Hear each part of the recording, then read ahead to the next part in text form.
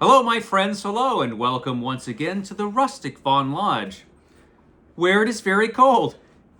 It's early, it takes a while for this place to heat up, and so I am dressed like an Arctic explorer this morning. Sorry about that. But it is time to talk about the book of the week. Yes, it's time for the book of the week. And I had to choose a book that's up here, and so here we are talking about it in the Rustic Kitchen. And the book is this book. It's The Woman in Black by Susan Hill. The Woman in Black. So this is a ghost story in the classic style. It is a ghost story. Written in 1983, but it is a gothic old style ghost story. And it has a lot of the things that you would expect to find in a classic ghost story. Very well done. By Susan Hill as far as the atmosphere and the style of the thing. Very successful book too, as far as I understand. It was turned into a stage play, which I think ran forever. It also was adapted once for television, at least once, maybe twice. Never saw that. Also made into a film that I never saw, which I hear is pretty good. Never saw it. Maybe I'll watch that movie one of these days. The book is excellent. And it gives you exactly what you want when you pick up this book, which is a classic, creepy ghost story. A lot of the things that you will find in this book are pretty familiar. A lot of familiar ghost and gothic story tropes you'll find, but just so well done. Starts off on Christmas Eve. And each of the chapters starts off in this book with a nice little woodcut. This is a little hardcover I got. I don't remember when or where I got this book. It was a while ago, but I don't remember how I got it or when I bought it. But it's a nice little hardcover of The Woman in Black. And it starts off, and our guy Arthur, our hero, is hanging out with his family at Christmas Eve, and everybody's telling ghost stories, and they're like, "Hey, do you have a ghost story?" "No. I don't have a ghost story. Why would I have a ghost story? I don't have a ghost story." And of course, that means he does have a ghost story. But it was an experience. It's from his personal experience when he had an encounter with the supernatural that so traumatized him that he doesn't ever want to talk about it. But he feels like, you know what? I'm going to just tell it here, get it out of my system. You want to know the story? Fine. I'll tell this story. So he tells the story, which starts off when he's a young solicitor. He's a young solicitor. Now, in the distant land of England, the lawyers there are called solicitors. Why? Who knows? It's a weird place. That faraway, distant land of Britain. So this young solicitor is tasked with going to this creepy old house that belonged to this old woman who is an old client of the firm, and she's died, and he has to go and take care of her affairs, all the lawyerly affairs that need to be taken care of.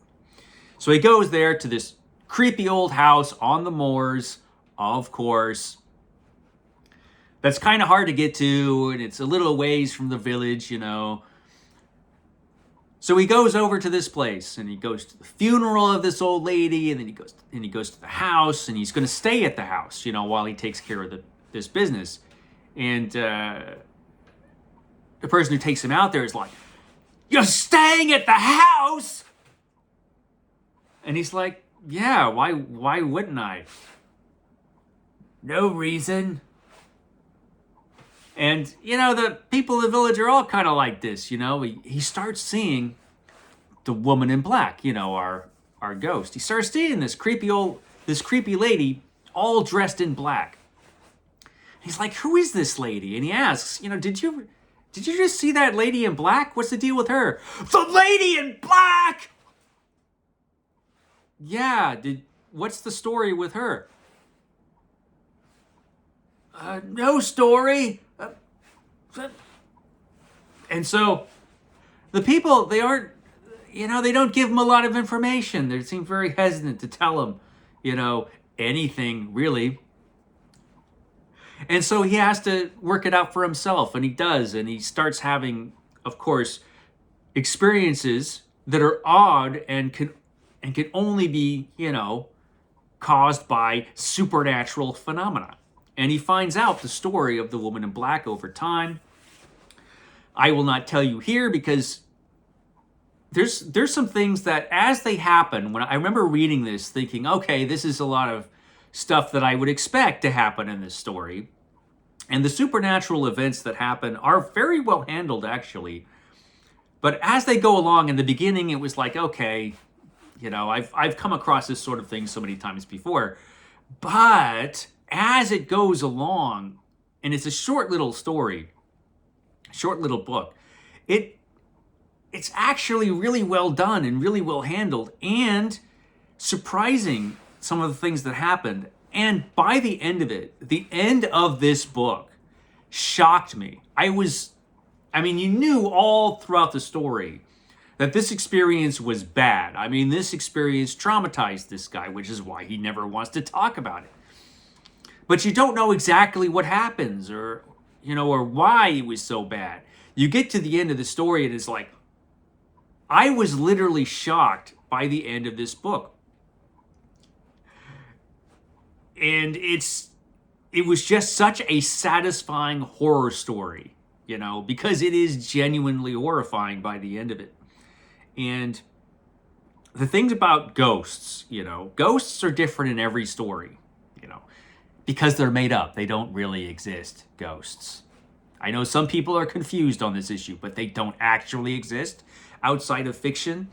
But you never know in the ghosts and stories, how dangerous they are. Can they interact with the real world, and how much can they? Ghosts can be dangerous. And no going in, this ghost can be dangerous. It's excellent. The Woman in Black, a ghost story by Susan Hill. I highly recommend it. If you're in the mood for this sort of thing, it delivers. Okay, everybody. That's all I have to say for today. I will catch you for my weekly reading report, and I'll catch you next time.